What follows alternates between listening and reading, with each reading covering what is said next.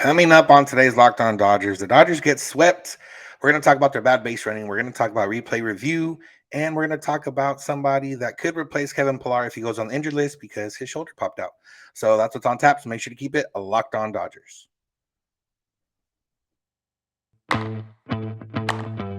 You are Locked On Dodgers, your daily Los Angeles Dodgers podcast. Part of the Locked On Podcast Network, your team every day.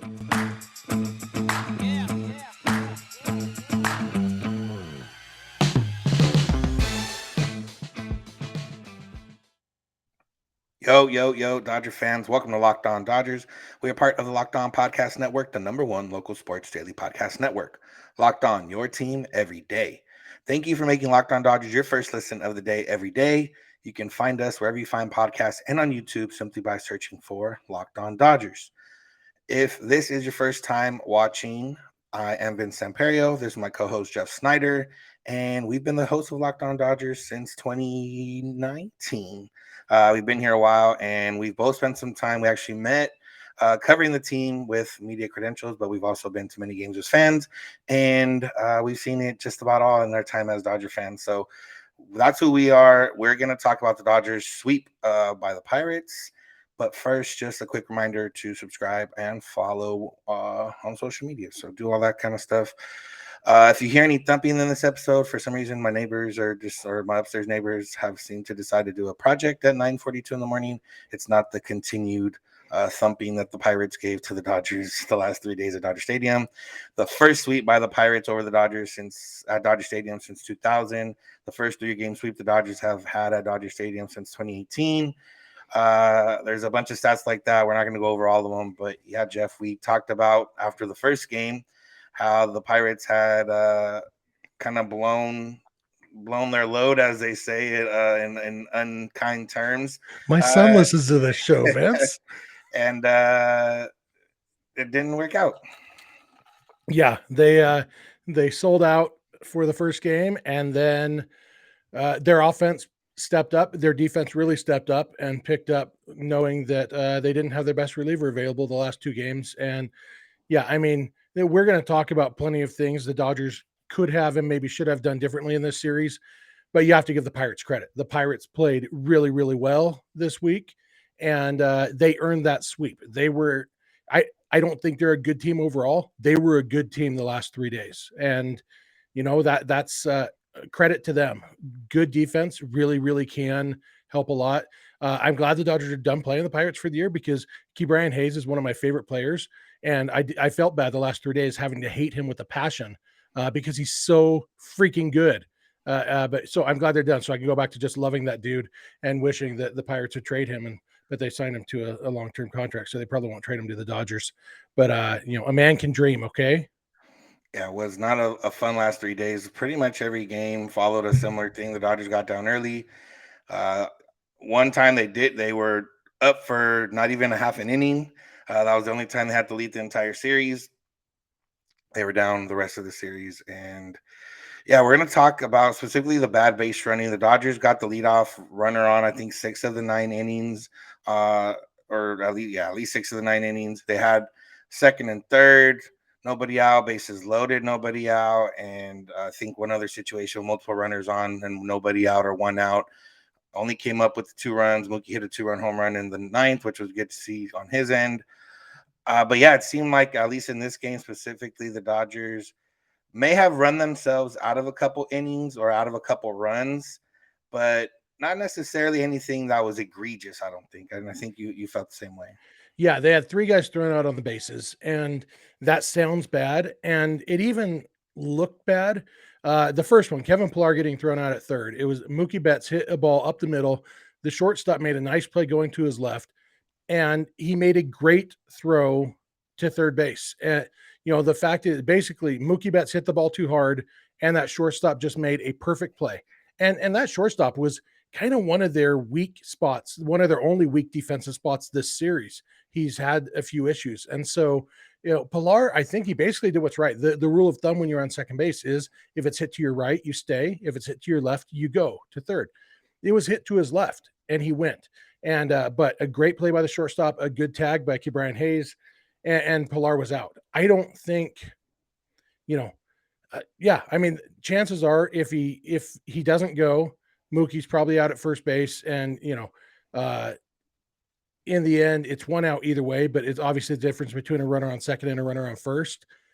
It looked dumb because he got thrown out, but I don't think it was the wrong play. They forced the defense to make a play, and the defense did it. That's the key with these three that we're going to talk about is that they all needed a perfect throw to a sense. And they all got that perfect throw and perfect play, and it all seemed to come from a team scuffling a little bit, looking for an extra boost or looking to put that pressure on the defense and force something. And it ended up working out. The other one was Chris Taylor trying to get to third, take off on the pitch. Hands Roberto grounds out to third.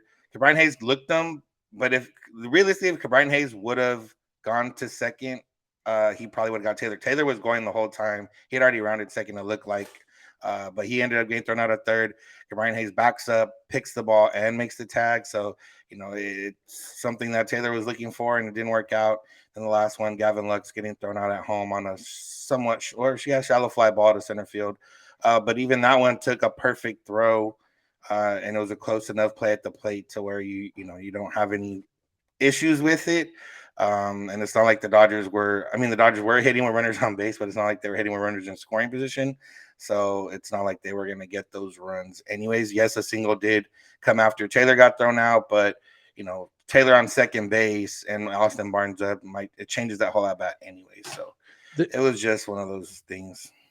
Yeah, the Chris Taylor one is the one that I think I would have definitely done differently. I understand the concept, and in a vacuum, I like the play. Make the defense make a play.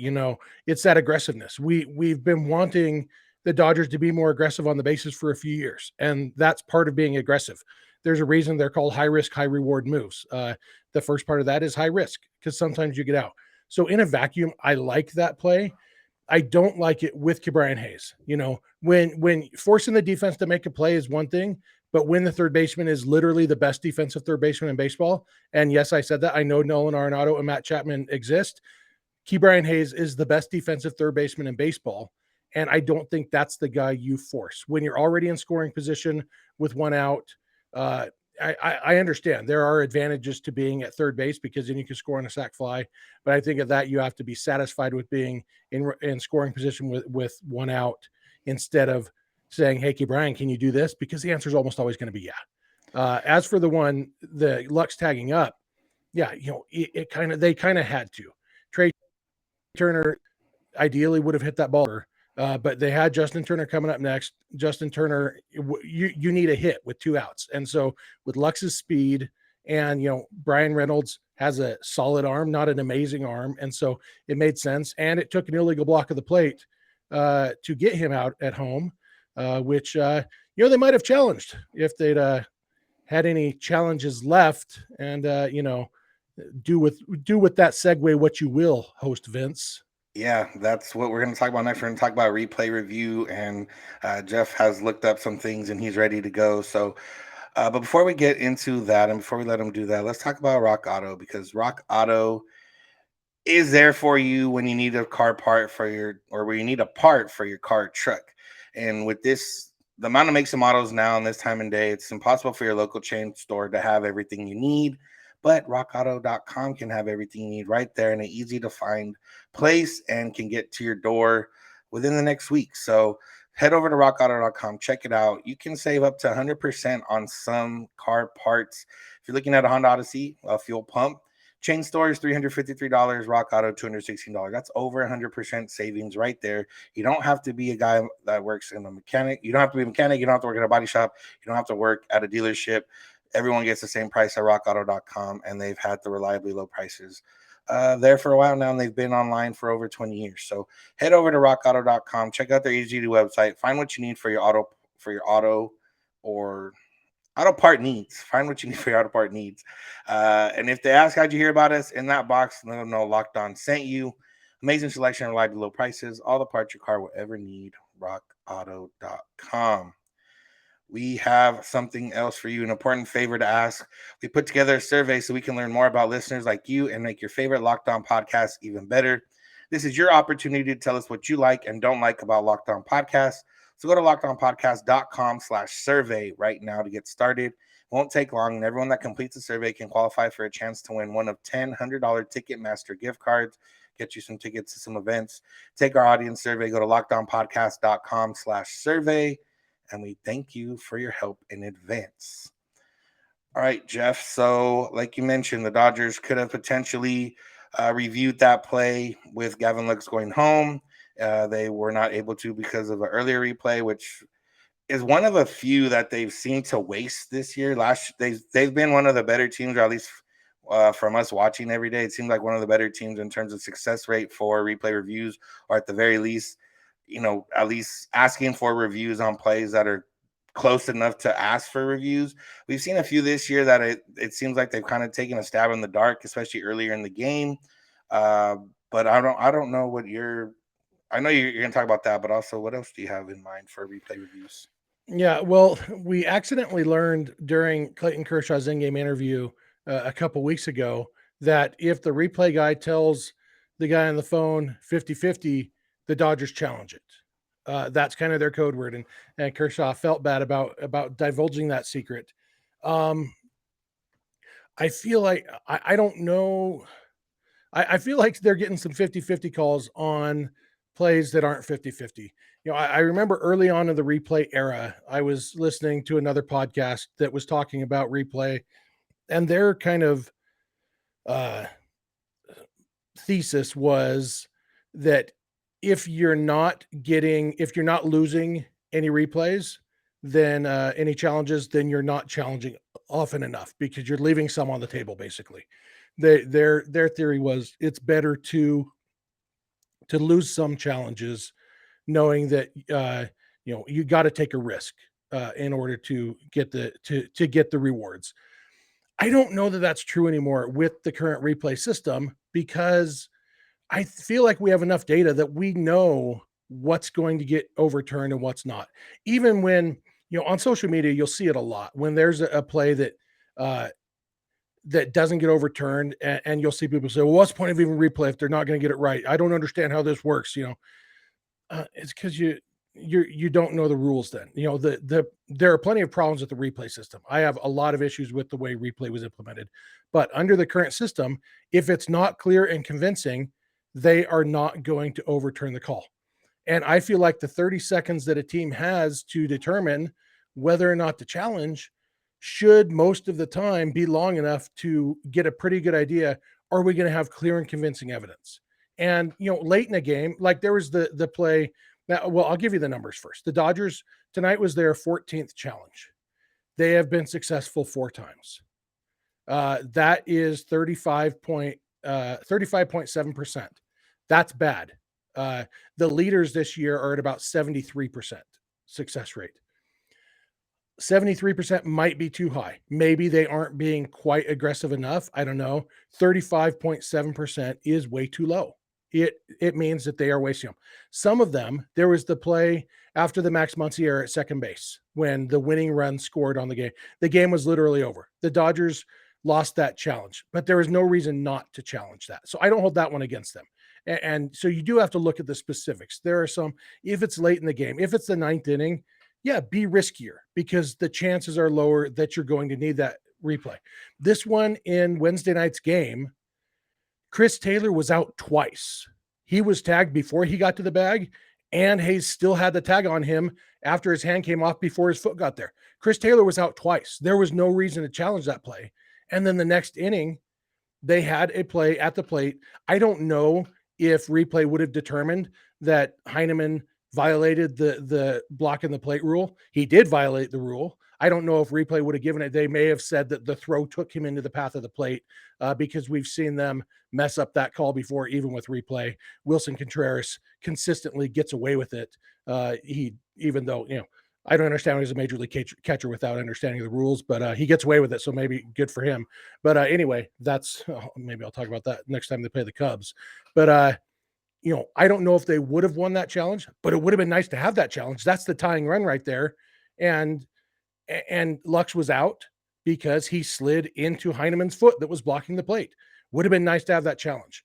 And so they're getting these calls from the replay room, and I think it's a lot of these 50-50 ones. And the breakdown on those is, like I said, they've had five. Oh, I said four. It's five overturned. Sorry. I was right on the 35.7%, but it's five that have been overturned. They've had five that have stood and four that have been confirmed. Those four, one of those was the play that ended the game on the Muncie error. Throw that one out. Three other times they've challenged, and the replay showed we are 100% sure we got this call right. Why are you challenging it, you idiot?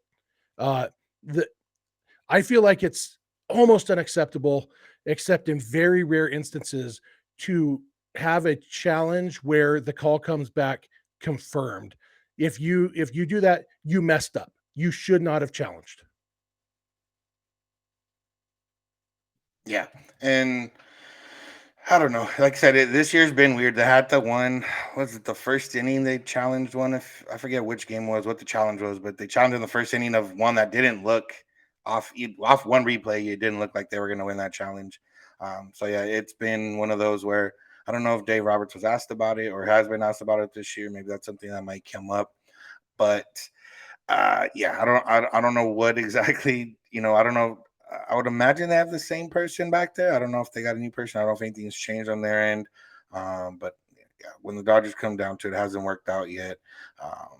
And it has worked against them. It seems it probably seems like a lot because every time they get challenged against it seems to go the opposite way. And every time they get challenged, it doesn't seem to go their way. So but yeah, I mean it's one of those where be a little bit more strict with your challenges, at least early in the game, as we've seen, because it could come back. This is what the third, probably second, third, fourth time that they had to play later on that could have been challenged that they might have had a better chance at winning that they couldn't do because they didn't have that challenge. Yeah, they've lost two challenges in the first inning this year.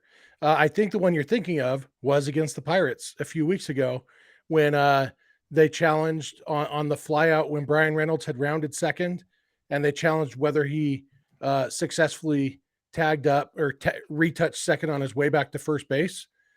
That one came back confirmed. You challenged in the first inning and came back with confirmed. Like you threw away your challenge for something that one probably the most inexcusable one of the season.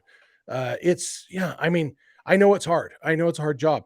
I think most of the time that people rant and rave about people doing a bad job in the big leagues, it's something they couldn't do better themselves. I am here saying on Locked On Dodgers, Jeff Snider, could do a better job than what the Dodgers are currently doing on deciding when to challenge. There you go, Jeff for commissioner. But if he doesn't make it there, Jeff for replay review controller guy. Whatever works. Give me a paycheck, dog. All right, we're gonna talk about a guy. Kevin Pilar was injured. We're gonna talk about if he goes on the injured list, what potential guys could come up, and maybe a name that you weren't thinking of. So that's what's on tap. So make sure to keep it locked on Dodgers. At BlueNile.com, you can celebrate all life special moments from creating the custom engagement ring of your dreams to gifting a classic and timeless jewelry piece, all at prices you won't find at a traditional jeweler. There are two parts of this business. It's wedding jewelry and everyday fine jewelry. Both ideas or both things you can afford. You can get to primarily if you're a man looking to surprise your wife or your soon-to-be wife or whatever the case is. That's what you should do. Checking it out at BlueNile.com. They have online tools that let you choose diamond shape, size, clarity, as well as setting style. But you can also get help. Blue Nile has jewelry experts on hand 24/7, available via phone or chat to help you find a memorable gift at every budget. So make your moment sparkle with jewelry from BlueNile.com, and Locked On Dodgers listeners can get $50 off purchases of $500 or more. This podcast exclusive includes engagement rings. So use code Locked On. That's code Locked On at BlueNile.com. And remember, every order is insured, ships free, and arrives in discreet packaging that won't give away what's inside. Shop stress-free and find your forever piece. Go to BlueNile.com today. All right, let's finish it off. Kevin Pilar apparently I thought it looked like a leg injury, but it was not a leg injury. It was a shoulder injury. His shoulder popped out. Apparently, it's happened before in the past. The Dodgers are going to wait and see what happens or how he wakes up in the morning. But if he has to go on the injured list, not the greatest timing in terms of the Dodgers needing bodies, but maybe good timing to try somebody else out, as Kevin Pilar has only had one hit so far in 4 or 5 starts. and just because hasn't quite looked any different than he has in the past against major league pitching. But you look at the 40-man roster, the Dodgers have James Outman, who's an outfielder. They have Zach McKinstry, who's been in the majors before. They have Jacob Amaya, who hasn't. He's an infielder. But the Dodgers, don't need necessarily an outfielder or infielder because they have guys that can play both in Gavin Lux and Chris Taylor. But yeah, Jeff, if Pilar does go on the injured list, what are we looking at in terms of who could come up? Well, there's the obvious couple. Zach McKinstry has already been up this year. He would make sense in some ways. In a perfect world, this would have happened right when Max Muncy was ready to come back. We've talked about how Kevin Pilar, one of the challenges of calling him up is you can't get him off the active roster without DFAing him. Well, injured list was that other way to do that. And so it would have worked out great if Max Muncy was ready to come back, but he's not. You could go with Jake Lamb, another guy who's not currently on the 40-man roster and would have to be DFA'd to get him back off the roster. But then there's another guy who's not currently on the 40-man roster, but once he is, he can be optioned, which is a benefit over Lamb and Pilar, and that is Eddie Alvarez. And Eddie Alvarez was outstanding in spring training, and he's been outstanding in AAA so far. Now, I just ranted yesterday about how you hit in Oklahoma City doesn't necessarily translate to how you hit in the big leagues. And I have not forgotten that. So I'm not saying Eddie Alvarez is going to come up and have a 939 OPS in the major leagues like he does in the minor leagues. But the difference between Alvarez and Pilar is Alvarez, if you call him up, he's not a veteran. You're not going to feel that pressure or that expectation to give him a lot of starts. Kevin Pilar has played way too much since he got called up. And some of that was because Bellinger happened to get hurt right at the same time. And so they actually needed an outfielder. But Eddie Alvarez is a guy who you can call up, sit him on your bench.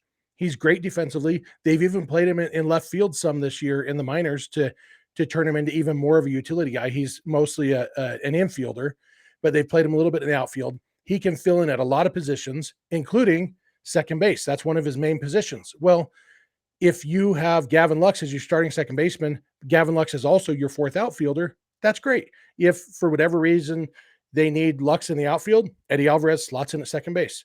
If late in a game, Justin Turner gets on base and you think, guess what? We'd rather have somebody who's faster than Jeff Snider on base. Eddie Alvarez qualifies there and he can just slot in at third base. He can be your third baseman. As we saw in Wednesday night's game, sometimes when you replace Justin Turner on defense late in a game, you end up with somebody who's not as good defensively. And, that ninth inning got a little bit out of hand, partly because Edwin Rios isn't a great defensive third baseman. So Alvarez would check a lot of those boxes and he can be optioned. Yeah, you do still got to have him on the 40-man roster. You got to make room for that. But he can be optioned when you're done with him in the big leagues and you don't have to worry about losing him to another organization. So Eddie Alvarez might make a lot of sense if Pilar does have to go on the injured list. Yeah, and everything you laid out makes sense for it. You can make the argument for Jake Lamb as well because he's been in the majors in the past. But Jake Lamb plays first and third base. They don't necessarily need a guy with just those two positions. Of the other guys already on the 40-man roster are guys that have never played above, or James Outman's in Double-A right now. Jacob Amaya, I believe, is still in Double-A right now. So they're guys that haven't played above Double-A. Zach McKinstry started off hot last year, but it doesn't appear that he's gonna ever kind of be that guy, or at least not for now. So you get the versatility out of him, but you don't necessarily get any true benefit. Like, with Eddie Alvarez, he's a guy who's been in the majors before, had some struggles, but he's a good athlete, and and he's seemingly worked on something. He's bringing a little bit more power this year down in the minors. I mean, he's got 5 home runs. I think the most he's ever hit in an entire season is 12 home runs. So he's bringing a little bit more power. He's hitting 305. He's a guy that you can look at, and just one of those guys that we've seen before that just come up and maybe bring a spark. He's a guy he's been Olympic champion in in the Winter and Summer Olympics. Not that means anything for baseball necessarily, but it's just a infusion of some new energy into the clubhouse that might help out.